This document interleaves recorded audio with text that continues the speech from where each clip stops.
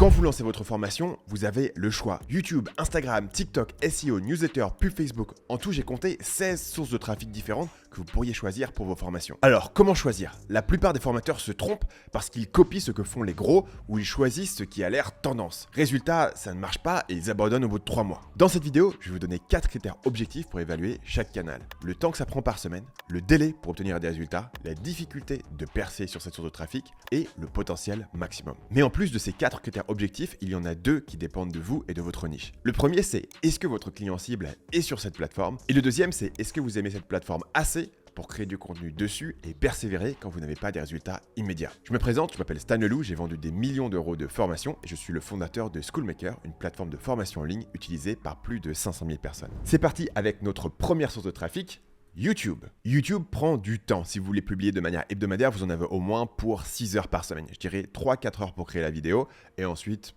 2-3 heures pour la miniature, le montage, l'upload, etc. Vous pouvez réduire ça à 3 heures par semaine si vous travaillez avec un monteur, mais je suppose que si vous démarrez, ce n'est pas encore le cas. La difficulté est de 60%, c'est-à-dire une difficulté assez élevée, mais pas aussi délirant que ce que les gens pensent. Les gens pensent que sur YouTube, c'est impossible, que c'est trop dur, que c'est trop saturé. La réalité, c'est que comme sur YouTube, vous pouvez monétiser une petite audience relativement efficacement, vous n'avez pas besoin d'avoir des dizaines ou des centaines de milliers d'abonnés. Donc peut-être que si votre objectif, c'est d'avoir 1 million d'abonnés, la difficulté est de 95%. Mais si votre objectif est d'avoir un business dont vous pouvez vivre en gagnant 10-15 000 euros par mois, vous pouvez vous en tirer avec 15-20 000 abonnés et la difficulté est beaucoup plus faible. Par contre, un autre point faible de YouTube, c'est que ça va prendre plus longtemps d'avoir des résultats. C'est peu probable que vous lancez des vidéos YouTube et que dans les prochaines semaines, vous commenciez à faire des ventes et à avoir du revenu passif. Dans la plupart des cas, ça prend entre 3 et 6 mois de commencer à percer. Ça prend généralement 12 mois de commencer à avoir une chaîne qui a une vraie traction et peut-être jusqu'à 24 mois de pouvoir commencer à gagner pas mal d'argent avec. Par contre, le chiffre d'affaires potentiel sur YouTube est un maximum. Ici, dans mon évaluation, j'ai maximisé à 1 million d'euros. Vous pouvez facilement dépasser 1 million d'euros avec seulement YouTube comme source de trafic. Évidemment, ça dépend beaucoup de votre niche. Dans certaines niches, c'est difficile d'aller taper le million d'euros et dans d'autres niches, vous pouvez aller encore beaucoup plus loin. Donc, j'ai pas calibré ici en fonction de votre niche parce que sinon les fourchettes seraient absurdes. Une fourchette entre 50 000 euros si vous avez une niche débile et 5 millions d'euros si vous avez une excellente niche. Ce que je fais, c'est que je compare les sources de trafic les unes avec les autres, celles qui ont le plus de potentiel de scaling. Numéro 2, Instagram. Instagram, ça va vous prendre moins longtemps que YouTube, 4 heures par semaine, forcément les posts et les vidéos sont plus courts. C'est légèrement plus facile, je vais le mettre à 50%, principalement parce qu'il y a moins de travail par semaine, ça peut être plus rapide d'avoir des premiers résultats. Par contre, pour commencer à monétiser, ça peut être tout aussi difficile. Sur Instagram, vous pouvez commencer à avoir des premiers résultats un peu plus rapidement, pour 2 raisons. La première, c'est que le format de vidéo court est généralement la meilleure manière de percer, et Instagram est la plateforme où les vidéos courtes se monétisent mieux. Il vaut mieux avoir 1 million de vues sur vos vidéos courtes sur Instagram plutôt que sur TikTok par exemple. Donc le CA potentiel reste très élevé, on va le mettre à 1 million et plus. Je pense que si on veut vraiment aller sur les très gros formateurs, YouTube performera mieux à grosse échelle que Instagram, simplement parce que les gens passent plus de temps avec vous, mais clairement, vous pouvez dépasser 1 million avec Instagram sans aucun problème. Numéro 3, la pub. Donc là, je combine à la fois la pub sur les plateformes Meta et la pub sur YouTube et les plateformes Google. Vous allez y passer au minimum 3 heures par semaine. Le problème, c'est que la difficulté est vraiment élevée. Parce que sur YouTube ou sur Instagram, si vous faites des vidéos et qu'elles marchent pas trop mal, vous allez pouvoir faire des ventes pas trop mal. Si vous faites des pubs sur Meta, c'est-à-dire Instagram, Facebook, et que vous payez ces pubs et que vos pubs marchent pas trop mal, vous perdez de l'argent. Donc vous ne pouvez pas continuer à faire de la pub si vos pubs ne sont pas rentables. Donc la barre pour avoir quelque chose qui est rentable, sur YouTube c'est impossible de perdre de l'argent si vous faites votre montage vous-même. Sur Facebook ou sur Instagram, c'est très possible de perdre de l'argent. Donc la difficulté est très élevée. Par contre, les résultats sont très rapides. Si vous lancez des pubs avec un produit qui est payant, vous attendez à avoir des résultats dès la première semaine et en gros savoir au bout de quelques mois si vous êtes rentable ou non. Le CA potentiel est aussi énorme, c'est peut-être le plus élevé parce que vous pouvez continuer à remettre du budget et à faire grossir la machine autant que vous voulez. Mais je conseillerais rarement à un débutant de s'attaquer directement à de la pub, sauf si vous avez déjà une expérience préalable en pub ou en création de formation ou en copywriting. Parce que sinon, vous allez jouer sur un terrain très concurrentiel où vous n'avez pas le temps d'expérimenter et de tester des choses. Sur YouTube, vous pouvez tester des choses pendant des mois et si vos vidéos ne percent pas, au mois 10, ça peut percer. Sur Facebook, la plupart des débutants n'ont pas la volonté de perdre plusieurs milliers d'euros par mois pendant 1 an avant de commencer à avoir quelque chose qui perce. Donc, très bonne plateforme pour les débutants attention. Numéro 4, c'est quelque chose auquel peu de gens pensent, les newsletters. Et là, je parle des newsletters de type Substack, où essentiellement, c'est un mix entre un blog et une newsletter. Les gens peuvent aller sur votre site, voir toutes les newsletters que vous avez faites, les partager et bien sûr s'inscrire pour recevoir les prochaines. Ça va vous prendre au minimum 4 heures par semaine si vous êtes relativement productif pour faire une newsletter par semaine. C'est à peu près le même temps d'écriture qu'une vidéo YouTube par exemple, mais bien sûr sur la newsletter, vous n'avez pas de montage à faire. La difficulté ici va être de 70% parce qu'il faut que votre contenu soit vraiment bon et unique pour que les gens s'intéressent à vous, viennent s'inscrire à votre newsletter et la partagent. Sinon, vous aurez du mal à avoir de la croissance. Là où, sur YouTube, sur Instagram, du contenu un peu plus médiocre, mais qui répond vraiment aux besoins des gens, va pouvoir avoir une traction au départ et commencer à faire des milliers de vues, etc. Le temps pour avoir des résultats est d'environ 6 à 12 mois. C'est plus long que Instagram parce que ça prendra plus longtemps d'avoir des gens qui commencent à s'intéresser à ce que vous faites, mais c'est un peu plus court que YouTube parce que vous avez déjà les gens sur votre liste email, donc vous pouvez directement commencer à vendre même quand vous avez uniquement quelques milliers d'abonnés sur votre newsletter. Alors que si vous avez uniquement quelques milliers d'abonnés sur YouTube, il va falloir encore grossir un petit peu plus pour avoir les gens sur votre liste email et pouvoir commencer à vendre quand vous avez environ 1000 abonnés sur votre liste email. Il y a une étape de plus avec YouTube et c'est pour ça que la newsletter peut être un petit peu plus rapide. Vous pouvez également faire une version payante de la newsletter qui demande du coup beaucoup plus de travail d'écriture puisqu'il faut écrire la version gratuite et la version payante, mais c'est une manière rapide de pouvoir monétiser ce type de produit. Le CA potentiel va être de 1 million et plus parce que la meilleure manière de vendre des formations, c'est d'avoir les gens sur votre liste email. Et si les gens sont déjà sur votre liste email, donc on ne peut pas faire mieux. Numéro 5, LinkedIn. C'est quelque chose dont personne ne parlait en 2016 quand j'ai commencé à Marketing Mania, mais vous pouvez avoir des bons résultats dessus. L'avantage de LinkedIn, c'est que les posts sont très rapides à faire. Il n'y a aucun montage vidéo, c'est pas des posts qui sont très longs. La difficulté n'est pas énorme pour commencer à avoir un peu de traction. Vous pouvez avoir relativement rapidement des gens qui sont intéressés par ce que vous racontez. Donc on va mettre ça 3 à 6 mois. Et sur LinkedIn, vous pouvez envoyer des DM aux gens, discuter avec eux, leur faire une vente plus directe. Donc ça, c'est aussi quelque chose qui raccourcit le temps pour avoir des résultats. Quand vous pouvez aller avoir quelques centaines de personnes qui sont intéressées par ce que vous racontez et leur parler directement versus essayer de toucher une audience beaucoup plus grande sur YouTube ou sur Instagram. Le CA potentiel, je vais le mettre à 300 000 euros. Je sais bien sûr que plein de gens font beaucoup plus que 300 000 euros sur LinkedIn s'ils sont dans la bonne niche, mais le plafond est quand même moins élevé que YouTube, Instagram ou la pub Facebook. Encore une fois, tout ça est relatif. Je sais qu'il y a des gens qui font 1 million et plus uniquement sur LinkedIn, mais le plafond est quand même inférieur à ces autres sources et c'est comme ça que j'ai calibré mon tableau. Faites votre propre tableau si vous n'êtes pas content. Mais avant de sortir du top 5, il faut que je vous parle de Schoolmaker parce que peu importe la source de trafic que vous choisirez, il y a une chose qui peut doubler votre chiffre d'affaires, c'est d'arrêter de vendre des formations à l'ancienne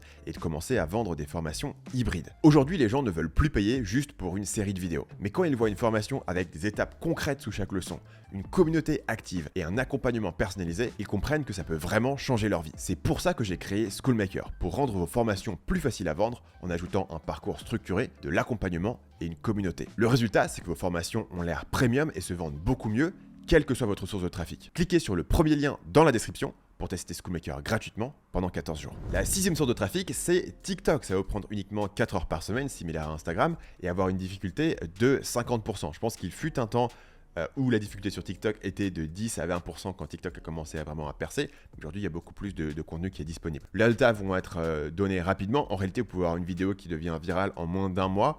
Mais on va dire que si vous voulez commencer ici vraiment à vendre, vous allez probablement passer au moins 3 mois à le faire.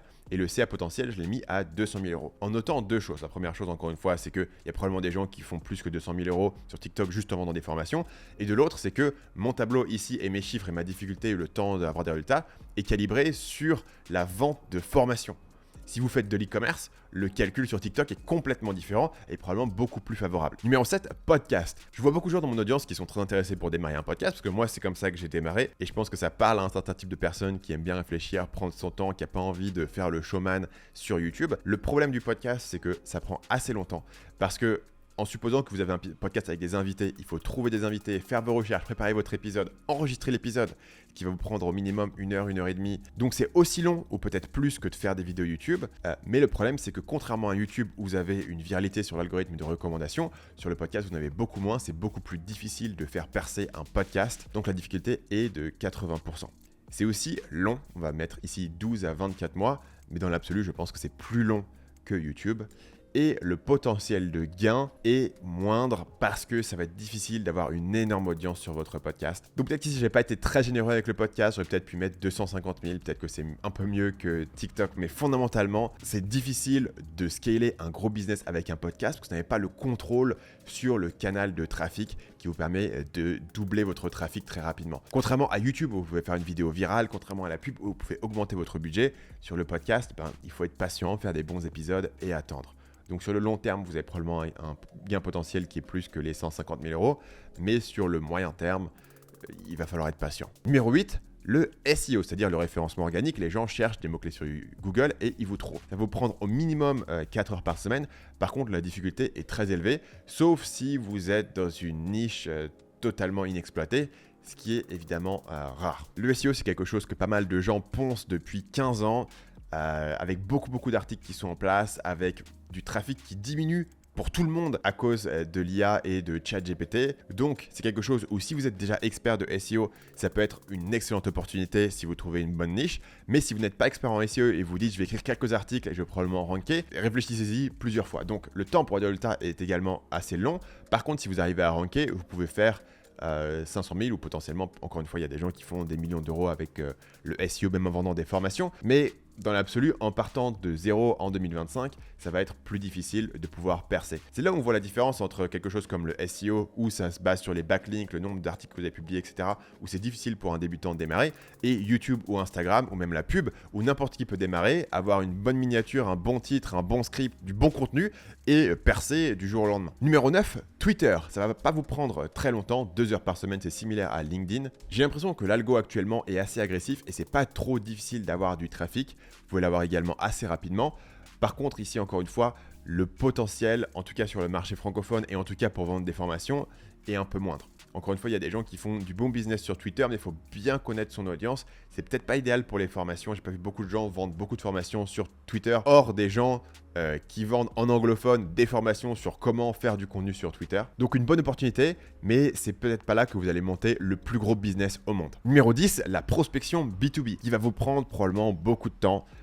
Ici, je conseille d'y passer au moins 10 heures par semaine si vraiment vous voulez monter un business entier basé sur la prospection B2B. Difficulté assez élevée parce que vous allez avoir beaucoup de refus et ça peut être émotionnellement difficile de le faire. Après, si vous êtes capable de faire vos 10 heures par semaine de manière disciplinée, vous avez de bonnes chances de réussir avec la prospection B2B. Encore une fois, ici, on parle de vendre des formations, donc c'est plus difficile de vendre des formations en prospection que de vendre un service ou que de vendre un logiciel. Le temps pour avoir des résultats peut être assez rapide. Une fois que vous avez une bonne conversation avec un client, vous pouvez vendre. Et le potentiel est élevé. Parce que là, vous allez vendre en B2B, évidemment, des formations qui sont chères. Vous allez vendre une formation à toute une équipe ou tout un groupe de personnes. Vous allez vendre plusieurs sièges d'un coup. Donc, ça va être des contrats à 10 000 euros ou plus. Et si vous avez un bon process de prospection B2B, que vous avez compris quelque chose que les entreprises veulent acheter, vous pouvez scaler un business très intéressant là-dessus. C'est quelque chose auquel peu de gens pensent dans la vente de formation, mais c'est une vraie opportunité si c'est quelque chose que vous êtes prêt à faire. Numéro 11, Facebook organique, c'est-à-dire au lieu de payer de la pub Facebook, juste poster sur une page Facebook. Ça va vous prendre peu de temps, 2 heures par semaine. La difficulté est assez élevée parce qu'aujourd'hui, c'est compliqué pour une page d'avoir du reach sur Facebook. Généralement, il faut passer par la pub. Le trafic n'est pas aussi forcément le plus qualifié aujourd'hui. Par contre, vous pouvez avoir des résultats relativement rapidement avec un plafond qui va être modeste si vous vous cantonnez à faire de l'organique et vous refusez de faire de la pub. Numéro 12, les partenariats et l'affiliation, qui était la principale source de trafic de mon premier business de formation, mon business dans le domaine de la séduction. Ma principale source de trafic, c'était l'affiliation. J'avais des gens qui partager des liens vers mes produits parce que mes produits étaient plus chers que la concurrence avec un meilleur copywriting et donc j'avais une meilleure valeur par clic. C'était plus rentable pour eux de promouvoir ma formation qui convertissait bien que de promouvoir leur petit e-book à 19 euros. Ça va vous prendre au minimum 3 heures par semaine pour contacter des gens, mettre en place des partenariats. Par contre, la difficulté aujourd'hui est très élevée. Quand moi j'ai commencé l'affiliation, c'était plus commun. Il y avait beaucoup de gens qui n'avaient pas des produits qui performaient très bien. Ils vendaient des produits pas très chers. Je pouvais mieux performer que leurs propres produits. Aujourd'hui, c'est devenu difficile de faire mieux et les gens ont moins envie de vous envoyer leur trafic. Donc ça va être compliqué. Je pense que c'est encore possible si vous avez du réseau. Si vous allez à beaucoup d'événements, vous construisez un réseau, vous connaissez soit beaucoup de gens qui ont un peu de trafic, soit quelques personnes avec qui vous êtes très proches, qui ont beaucoup de trafic, que vous créez un produit complémentaire avec eux, de manière à n'être pas en concurrence avec eux, de manière leur rajouter de l'argent sans leur prendre des ventes, ça peut toujours fonctionner, mais c'est assez difficile à faire fonctionner. Ça prendra assez longtemps en supposant que vous n'avez pas déjà un réseau préexistant et il faut le construire. Et vous avez moins de contrôle parce que vous êtes dépendant des affiliés qui vous disent oui ou non. Donc dans l'absolu, il y a un potentiel de scalabilité qui n'est pas mauvais sur le long terme, mais sur le court terme, vous avez moins de contrôle parce que vous êtes dépendant d'une personne qui vous dit oui ou non. Encore une fois, contrairement à YouTube où vous pouvez faire vous-même des vidéos qui cartonnent, ou contrairement à la pub, vous pouvez juste augmenter le budget si vous voulez faire plus de ventes. Numéro 13, les communautés. Ça veut dire aller poster sur Reddit, dans des groupes Facebook, ce genre de choses. Ça vous prend uniquement 2 heures par semaine. C'est pas trop dur de poster dans ces groupes et de commencer à avoir un peu d'engagement. Par contre, si vous voulez commencer à vendre, il va falloir être assez patient pour construire cette confiance. Donc on va dire 6 à 12 mois pour commencer à faire des ventes. Et le plafond n'est pas très élevé parce que vous ne pouvez pas bourriner du spam dans les groupes. Il faut être subtil, il faut avoir du goût, il faut le faire tranquillement. Et donc, vous allez difficilement pouvoir monter un énorme business. Ça peut être une bonne manière de commencer si vous avez identifié une bonne communauté parce que c'est une des sources de trafic les plus faciles que vous puissiez trouver. Mais à un certain point, vous allez probablement choisir de passer à une autre source de trafic. Numéro 14, allez à des événements, des rencontres, des conférences, etc. Ça va prendre pas mal de temps, 5 heures par semaine. Et là, je comprends le fait qu'il faut y aller, il faut se déplacer, etc. Assez difficile de faire des ventes suffisantes dans des événements, sauf si vous vendez vraiment des formations en B2B. Par contre, le temps pour avoir du résultat est assez rapide et le plafond peut être pas mauvais. Vous allez encore une fois avoir un plafond qui est plus faible qu'un truc de masse comme YouTube ou la pub Facebook, mais vous pouvez facilement vendre et bien vivre en vendant des formations dans des événements B2B, etc. Numéro 15, le sponsoring, c'est-à-dire vous payez des YouTubeurs ou des newsletters pour parler de votre produit, comme toutes les intégrations NordVPN que vous voyez. Ça va vous prendre environ 3 heures par semaine de trouver des gens à sponsoriser, de les contacter, de négocier avec eux, etc.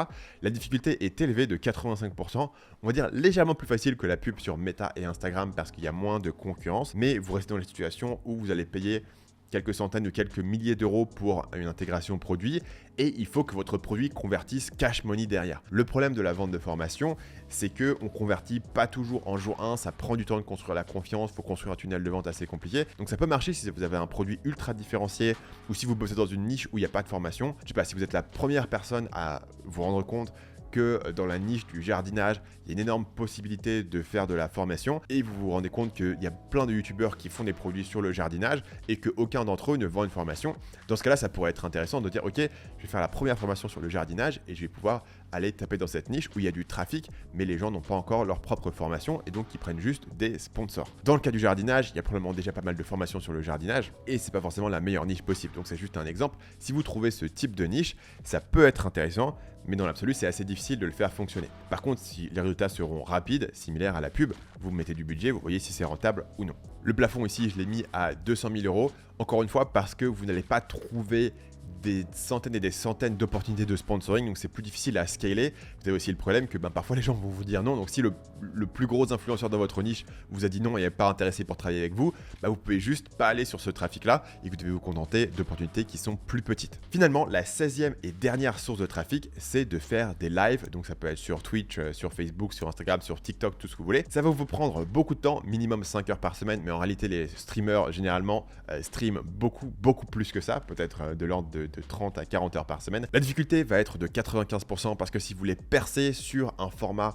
de streaming, c'est dur, il y a pas mal de monde et ça va pas être évident de trouver quel contenu faire pour vendre vos formations. Ça va prendre assez longtemps pour avoir des résultats. Par contre, si vous arrivez à le faire, je pense que le gain potentiel est pas mal, vous pourrez bien vivre avec ça si vous trouvez une manière de faire. Après, je l'ai mis en 16 parce que je ne vois personne qui fait ça. Ce serait très ambitieux et couillu d'aller faire du contenu sur Twitch pour aller vendre derrière de la formation en ligne, mais je pense que ça pourrait marcher pour une personne qui est prête à complètement réinventer le modèle et à aller taper une source de trafic où les concurrents ne sont pas du tout. Et avec ça, on a fini la liste de nos 16 sources de trafic. La raison pour laquelle je voulais faire cette vidéo et vous lister les 16 sources de trafic, c'est parce qu'on entend toujours parler de plein de sources de trafic et d'opportunités différentes et on a l'impression que les choix sont infinis. En réalité, non, parce que si on met toutes les sources de trafic sur une liste, on en a uniquement 16. Et si on les recentre à celles qui ont le plus de sens pour vendre de la formation en partant de zéro, en 2025, on a essentiellement un top 5 qui est YouTube, Instagram, la pub Meta et YouTube, la newsletter et LinkedIn. Vous avez ensuite d'autres opportunités qui peuvent être intéressantes de manière contextuelle.